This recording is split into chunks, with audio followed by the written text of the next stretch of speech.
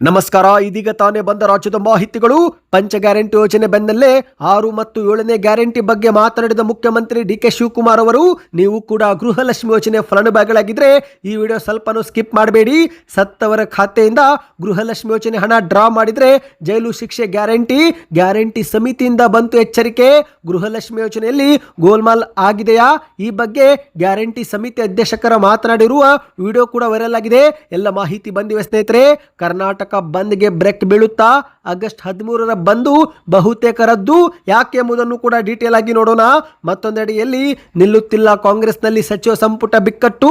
3 ಸಚಿವರಿಗೆ ಔಟ್ ಮಾಡಿ 3ರಿಗೆ Jack pot ಕೊಡಲು ಮುಂದಾದ ಕಾಂಗ್ರೆಸ್ ಹೈಕಮಾಂಡ್. ಎಲ್ಲ ಮಾಹಿತಿಗಳನ್ನು ಡೀಟೇಲ್ ಆಗಿ ನೋಡೋಕ್ಕೂ ಮೊದಲು ನೀವು ನಮ್ಮ ಚಾನಲ್ಗೆ ಮೊದಲು ಬಾರಿ ಭೇಟಿ ಕೊಡ್ತಾ ಇದ್ರೆ ದಯವಿಟ್ಟು ಸುದ್ದಿ 9 ಯೂಟ್ಯೂಬ್ ಚಾನಲ್ಗೆ ಸಬ್ಸ್ಕ್ರೈಬ್ ಆಗಿ ಪಕ್ಕದಲ್ಲಿ ಕಾಣಿಸುವ ಗಂಟೆ ಕೂಡ ಒತ್ತಿದ್ರೆ ಕರ್ನಾಟಕದ ಮಾಹಿತಿಗಳು ನಿಮಗೆ ಸಿಗುತ್ತವೆ. ವಿಡಿಯೋಗೆ ಲೈಕ್ ಮಾಡ್ತಾ ವಿಡಿಯೋನ ಪೂರ್ತಿಯಾಗಿ ನೋಡಿ. ಬನ್ನಿ ಸ್ನೇಹಿತರೆ, ಎಲ್ಲ ಸುದ್ದಿಗಳನ್ನು ಡೀಟೇಲ್ ಆಗಿ ನೋಡೋಣ.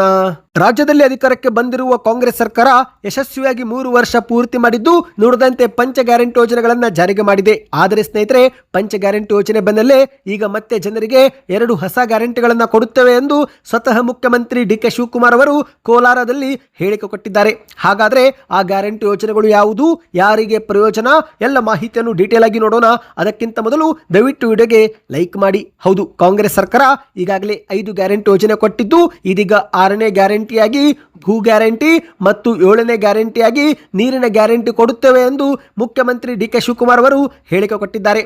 2027ರ ಅಂತ್ಯದ ವೇಳೆಗೆ ಕೋಲಾರ ಹಾಗೂ ಚಿಕ್ಕಬಳ್ಳಾಪುರಕ್ಕೆ ಎತ್ತಿನ ಹೊಳೆ ನೀರು ಹರಿಸಲು ಕೂಡ ನಮ್ಮ ಸರ್ಕಾರ ಸಂಕಲ್ಪ ಮಾಡಿರುವುದಾಗಿ ಡಿ.ಕೆ. ಶಿವಕುಮಾರ್ ಅವರು ಹೇಳಿಕೆ ಕೊಟ್ಟಿದ್ದಾರೆ. ಹೌದು, ಕೋಲಾರ ಜಿಲ್ಲೆಯ ಮಾಲೂರು ತಾಲೂಕಿನಲ್ಲಿ ಸೋಮವಾರ ಇತ್ತೀಚೆಗೆ ನಡೆದಂತ ವಿವಿಧ ಇಲಾಖೆ ಅಭಿವೃದ್ಧಿ ಯೋಜನೆಗಳ ಉದ್ಘಾಟನಾ ಕಾರ್ಯಕ್ರಮದಲ್ಲಿ ಡಿ.ಕೆ. ಶಿವಕುಮಾರ್ ಅವರು ಮಾತನಾಡಿದ್ದಾರೆ. ಎತ್ತಿನ ಹೊಳೆ ಯೋಜನೆ ಸಾಧ್ಯವೇ ಇಲ್ಲ ಎಂದು JDSನ ರಾಜ್ಯಾಧ್ಯಕ್ಷರು ಲೇವಡಿ ಮಾಡ್ತಿದ್ದಾರೆ. ಯಾವುದೂ ಕೂಡ ಸುಲಭವಾಗಿ ಸಿಗುವುದಿಲ್ಲ. ಈ ಒಂದು ಯೋಜನೆ ಹೌದು ಕಷ್ಟವಾಗಿದೆ, ಆದರೆ ನಾವು ಪ್ರಯತ್ನ ಮಾಡಬೇಕಲ್ಲವೇ ಎಂದು ಡಿ.ಕೆ. ಶಿವಕುಮಾರ್ ಅವರು ತಿರುಗೇಟು ಕೊಟ್ಟಿದ್ದಾರೆ. ಪಶ್ಚಿಮ ಘಟ್ಟದಿಂದ ಹಾಸನದ ಮೂಲಕ ಕೋಲಾರ ಚಿಕ್ಕಬಳ್ಳಾಪುರ ಕೆರೆಗಳನ್ನು 3 ದಿನಗಳಲ್ಲಿ ತುಂಬಿಸಲಾಗುವುದು ಎಂದು ಡಿ.ಕೆ. ಶಿವಕುಮಾರ್ ಅವರು ಭರವಸೆ ಕೊಟ್ಟಿದ್ದಾರೆ. ತುಮಕೂರಿನವರೆಗೂ ನೀರು ತರುವ ಪ್ರಯತ್ನ ಮಾಡಲಾಗುತ್ತಿದೆ. ಈಗಾಗಲೇ KC ವ್ಯಾಲಿ ಯೋಜನೆ ಮೂಲಕ 104 ಕೆರೆಗಳಿಗೆ ನೀರು ತುಂಬಿಸಲಾಗಿದೆ ಎಂದು ಡಿ.ಕೆ. ಶಿವಕುಮಾರ್ ಅವರು ಹೇಳಿದ್ದಾರೆ. ಅಧಿಕಾರ ಶಕ್ತಿ ಸಂಕೇತವಲ್ಲ, ಅದು ಜವಾಬ್ದಾರಿಯ ಸಂಕೇತ. ನಾವು ಅಧಿಕಾರವನ್ನು ಸಿಂಹಾಸನವೆಂದು ತಿಳಿದಿಲ್ಲ, ಜನಸೇವೆಗೆ ಸಿಕ್ಕಿರುವ ಅವಕಾಶ ಎಂದು ಭಾವಿಸಿದ್ದೇವೆ. ಮೂರ್ತಿಗೆ ಬೆಲೆ ಕಟ್ಟಬಹುದು, ಆದರೆ ದೇವರಿಗೆ ಬೆಲೆ ಕಟ್ಟಲು ಸಾಧ್ಯವಿಲ್ಲ ಎಂದು ಡಿ.ಕೆ. ಶಿವಕುಮಾರ್ ಅವರು ಹೇಳಿದ್ದಾರೆ. ಪ್ರಜಾಪ್ರಭುತ್ವ ವ್ಯವಸ್ಥೆಯಲ್ಲಿ ನಮಗೆ ಜನರೇ ದೇವರು.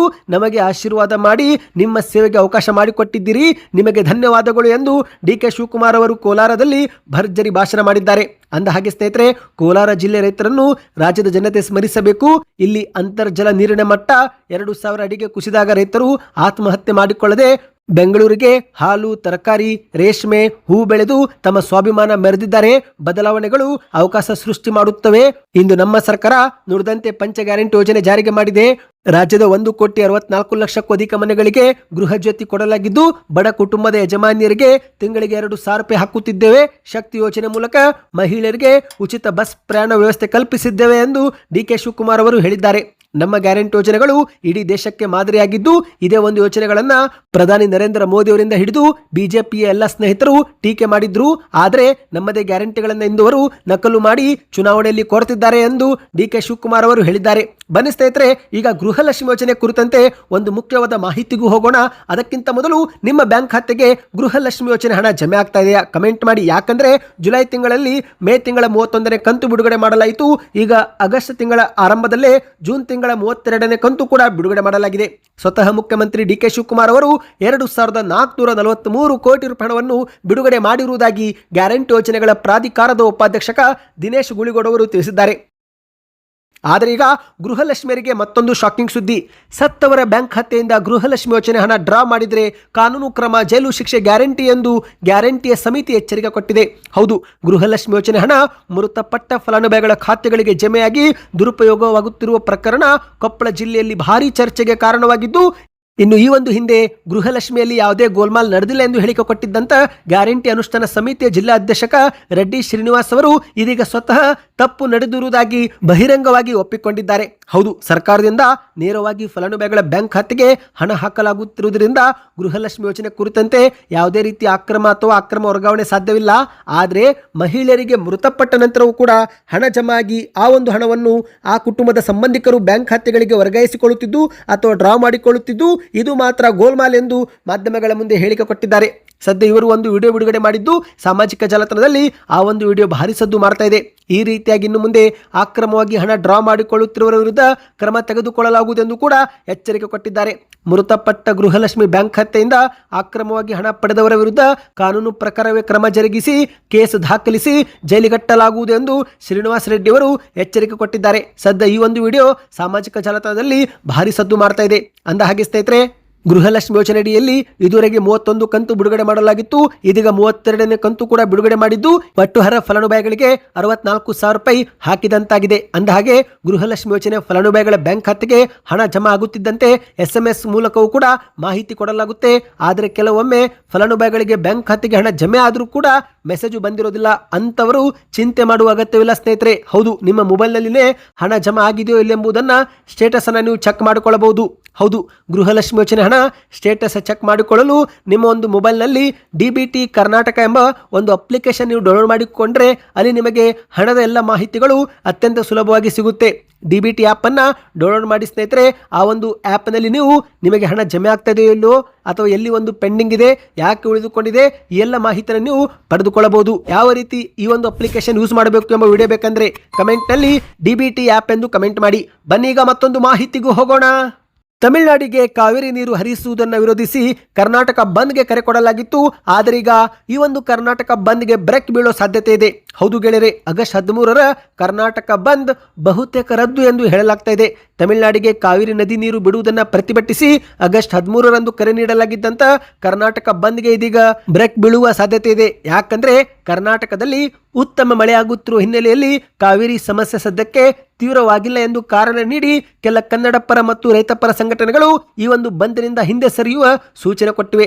ಹೌದು, ಒಂದು ಕಡೆಯಲ್ಲಿ ವಾಟಾಳ್ ನಾಗರಾಜ್ ಅವರು ಯಾವುದೇ ಕಾರಣಕ್ಕೂ ಕರ್ನಾಟಕ ಬಂದ್ ವಾಪಸ್ ಪಡೆಯುವುದಿಲ್ಲ ಎಂದು ಹೇಳಿಕೆ ಕೊಟ್ಟಿದ್ದಾರೆ. ಆದರೆ ಇತ್ತ ವಾಟಾಳ್ ನಾಗರಾಜ್ ಅವರ ಬಣದೊಂದಿಗೆ ಗುರುತಿಸಿಕೊಂಡಿರುವ ಸಾರಾ ಗೋವಿಂದ್ ಅವರು ಈ ಒಂದು ಬಂದ್ಗೆ ತಮ್ಮ ಬೆಂಬಲವಿಲ್ಲ ಎಂದು ಈಗ ಸ್ಪಷ್ಟಪಡಿಸಿದ್ದಾರೆ. ಮತ್ತೊಂದೆಡೆಯಲ್ಲಿ ಕರ್ನಾಟಕ ರಕ್ಷಣಾ ವೇದಿಕೆ ಅಧ್ಯಕ್ಷರಾಗಿರುವ ನಾರಾಯಣಗೌಡ ಅವರು ಕೂಡ ಈಗಾಗಲೇ ಬಂದ್ಗೆ ಬೆಂಬಲ ನೀಡೋದಿಲ್ಲ ಎಂದು ಕೂಡ ಹಿಂದೆ ಸರಿದಿದ್ದಾರೆ. ಪ್ರವೀಣ್ ಶೆಟ್ಟಿ ಬಣ ಕೂಡ ಬಂದ್ನಿಂದ ಹಿಂದೆ ಸರಿಯುವ ಸಾಧ್ಯತೆ ಇದೆ ಎಂದು ಹೇಳಲಾಗ್ತಾ ಇದೆ. ಹೌದು ಗೆಳೆಯರೆ, ಈ ಒಂದು ಬಂದ್ ನಡೆಸುವುದರಿಂದ ರಾಜ್ಯದ ಆರ್ಥಿಕ ಚಟುವಟಿಕೆಗಳಿಗೂ ಕೂಡ ಹೊಡೆತ ಬೀಳುವುದಲ್ಲದೆ ಇತ್ತ ದಿನಗೂಲಿ ಕಾರ್ಮಿಕರು, ರೈತರು, ಬೀದಿ ಬದಿ ವ್ಯಾಪಾರಿಗಳು ಮತ್ತು ಹೋಟೆಲ್ ಉದ್ಯಮವನ್ನೇ ಅವಲಂಬಿಸುವವರಿಗೆ ಸಮಸ್ಯೆ ಆಗಲಿದೆ. ಹಾಗಾಗಿ ಎಲ್ಲರೂ ಕೂಡ ಕರ್ನಾಟಕ ಬಂದ್ನಿಂದ ಹಿಂದೆ ಸರಿಯುವ ಅಭಿಪ್ರಾಯವನ್ನು ವ್ಯಕ್ತಪಡಿಸಿದ್ದಾರೆ. ಹೌದು ಗೆಳೆಯರೆ, ಈ ಒಂದು ಬಂದ್ಗೆ ಸಾರ್ವಜನಿಕ ವಲಯದಲ್ಲೂ ಕೂಡ ವಿರೋಧಗಳು ವ್ಯಕ್ತವಾಗುತ್ತಿವೆ. ನಿಮ್ಮ ಪ್ರಕಾರ ಕರ್ನಾಟಕ ಬಂದ್ ಆಗಬೇಕು ಆಗಬಾರದು ಕಮೆಂಟ್ ಮಾಡಿ. ಸದ್ಯದ ಮಾಹಿತಿ ಪ್ರಕಾರ ಬಹುತೇಕ ಕರ್ನಾಟಕ ಬಂದ್ ರದ್ದಾಗುವ ಸಾಧ್ಯತೆ ಇದೆ. ಆದರೆ ಅಂತಿಮ ನಿರ್ಧಾರವನ್ನು ಇದುವರೆಗೆ ಯಾವುದೇ ಸಂಘಟನೆಗಳು ಅಧಿಕೃತವಾಗಿ ಪ್ರಕಟಿಸಿಲ್ಲ ಸ್ನೇಹಿತರೆ. ಕಾದು ನೋಡೋಣ. ಅಲ್ಲಿವರೆಗೆ ನೀವು ಕಮೆಂಟ್ ಮಾಡಿ. ಬನ್ನಿ ಈಗ ಮತ್ತೊಂದು ಮಾಹಿತಿಗೂ ಹೋಗೋಣ. ರಾಜ್ಯ ಸರ್ಕಾರದಲ್ಲಿ ಸಚಿವ ಸಂಪುಟ ವಿಸ್ತರಣೆ ಬೆನ್ನಲ್ಲೇ ಕಾಂಗ್ರೆಸ್ ಆಡಳಿತಾರೂಢ ಅಂಗಳದಲ್ಲಿ ಅಸಮಾಧಾನದ ಬೆಂಕಿ ಹೊತ್ತಿ ಉರಿತಿದೆ. ಹೌದು ಗೆಳೆಯರೆ, ಕೆಲವರಿಗೆ ಸಚಿವ ಸ್ಥಾನ ಸಿಕ್ಕಿಲ್ಲ. ಹಾಗಾಗಿ ಅಸಮಾಧಾನ ಸ್ಫೋಟಗೊಂಡಿದ್ದು ಹಲವರು ರಾಜೀನಾಮೆ ಕೊಡ್ತಿದ್ದಾರೆ. ಇತ್ತ ಮುಖ್ಯಮಂತ್ರಿ DK ಶಿವಕುಮಾರ್ ಅವರು ರಾಜೀನಾಮೆ ಬ್ಲಾಕ್ ಮೇಲ್ಗೆಲ್ಲ ಹೆದರೋದಿಲ್ಲ, ರಾಜೀನಾಮೆ ಕೊಟ್ಟರೆ 2 ನಿಮಿಷದಲ್ಲಿ ಅಪ್ರೂವ್ ಮಾಡುವುದಾಗಿಯೂ ಕೂಡ ತಿರುಗೇಟು ಕೊಟ್ಟಿದ್ದಾರೆ. ಮತ್ತೊಂದೆಡೆಯಲ್ಲಿ ಸ್ನೇಹಿತರೆ, ಇಡೀ ಸಚಿವ ಸಂಪುಟದಲ್ಲೇ ಒಬ್ಬರು ಮಹಿಳಾ ಪ್ರತಿನಿಧಿಗೆ ಸ್ಥಾನ ಸಿಗದಿರುವುದು ಕೂಡ ಹೈಕಮಾಂಡ್ ಮಟ್ಟದಲ್ಲಿ ತೀವ್ರ ಮುಜುಗರ ತಂದಿಟ್ಟಿದೆ. ಇತ್ತ ವಿರೋಧ ಪಕ್ಷಗಳು ಕೂಡ ಕಾಂಗ್ರೆಸ್ ಮಹಿಳಾ ವಿರೋಧಿ ಎಂದು ವಾಗ್ದಾಳಿ ಮಾಡುತ್ತಿವೆ. ಮತಕ್ಕಾಗಿ ಮಾತ್ರ ಮಹಿಳೆಯರು ಬೇಕು, ಪ್ರಾತಿನಿಧ್ಯ ಕೊಡೋದಿಲ್ಲವಾ ಎಂದು ಆಕ್ರೋಶ ವ್ಯಕ್ತಪಡಿಸಿದ್ದಾರೆ. ಈ ಒಂದು ಸಾಲು ಬಿಕ್ಕಟ್ಟು ಟೀಕೆಗಳನ್ನು ಶಮನಗೊಳಿಸಲು ಈಗ ಹಾಲಿ ಸಂಪುಟದಲ್ಲಿ ಪ್ರಮಾಣ ವಚನ ಈಗಾಗಲೇ ಸ್ವೀಕರಿಸಿರುವ 19 ಸಚಿವರ ಪೈಕಿ ಕನಿಷ್ಠ 3 ತಮ್ಮ ಸ್ಥಾನವನ್ನು ತ್ಯಾಗ ಮಾಡಬೇಕಾದಂತ ರಾಜಕೀಯ ಅನಿವಾರ್ಯತೆ ಎದುರಾಗಿದೆ ಎಂದು ಹೇಳಲಾಗ್ತಾ ಇದೆ. ಹೌದು ಗೆಳೆಯರೆ, ಈಗಾಗಲೇ ಕೆಲ ಕಾಂಗ್ರೆಸ್ ನಾಯಕರು, ಸಚಿವರು ಪಕ್ಷದ ಹಿತಕ್ಕಾಗಿ ಹೈಕಮಾಂಡ್ ಸೂಚಿಸಿದರೆ ನಾವು ಕೂಡ ರಾಜೀನಾಮೆ ಕೊಡಲು ಸಿದ್ಧವೆಂದು ಕೆಲವರು ಪಕ್ಷ ನಿಷ್ಠೆಯೂ ಕೂಡ ಪ್ರದರ್ಶಿಸಿದ್ದಾರೆ. ಇನ್ನು ಈಗ ಬಂದಿರೋ ಮಾಹಿತಿ ಪ್ರಕಾರ ವಿಜಯನಗರ ಶಾಸಕ ಹಾಗೂ ಒಕ್ಕಲಿಗ ಸಮುದಾಯದ ಹಿರಿಯ ನಾಯಕರಾಗಿರುವ ಎಂ ಕೃಷ್ಣಪ್ಪ ಅವರಿಗೆ ಸಚಿವ ಸ್ಥಾನ ಸಿಗದ ಕಾರಣ ಅವರು ತೀವ್ರ ಅಸಮಾಧಾನಗೊಂಡಿದ್ದು, ಹಾಗಾಗಿ ಎಂ ಕೃಷ್ಣಪ್ಪ ಅವರನ್ನು ಉಳಿಸಿಕೊಳ್ಳಲು HC ಬಾಲಕೃಷ್ಣ ಅವರು ರಾಜೀನಾಮೆ ಕೊಡುವ ಸಾಧ್ಯತೆ ಇದೆ ಎಂದು ಹೇಳಲಾಗ್ತಾ ಇದೆ. ಇನ್ನು ಎರಡನೇದಾಗಿ KH ಮುನಿಯಪ್ಪನವರು ಕೂಡ ತಮ್ಮ ಮಗಳಿಗೋಸ್ಕರ ಸಚಿವ ಸ್ಥಾನ ತೊರೆಯಲಿದ್ದಾರೆ ಎಂದು ಹೇಳಲಾಗ್ತಾ ಇದೆ. ಸಂಪುಟದಲ್ಲಿ ಮಹಿಳಾ ಪ್ರಾತಿನಿಧ್ಯವೇ ಇಲ್ಲ ಎಂಬ ಪ್ರಬಲ ಆರೋಪಕ್ಕೆ ಉತ್ತರ ಕೊಡಲು ಕಾಂಗ್ರೆಸ್ ಹೈಕಮಾಂಡ್ ಕೂಡ ಹೊಸ ಸೂತ್ರವೇ ಹೆಣೆದಿದೆ.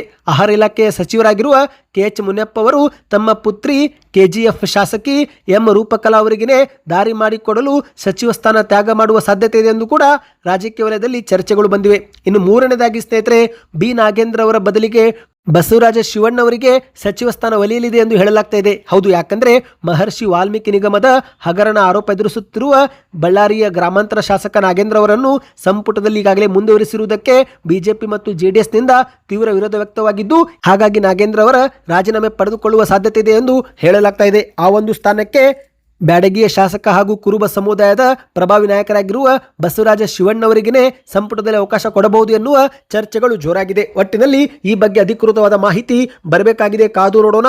ಈ ಮಾಹಿತಿ ನಿಮಗೆ ಇಷ್ಟವಾಗಿದ್ದರೆ ಚಾನಲ್ಗೆ ಸಬ್ಸ್ಕ್ರೈಬ್ ಆಗಿ, ವಿಡಿಯೋನ ಲೈಕ್ ಮಾಡ್ತಾ ಶೇರ್ ಮಾಡಿ.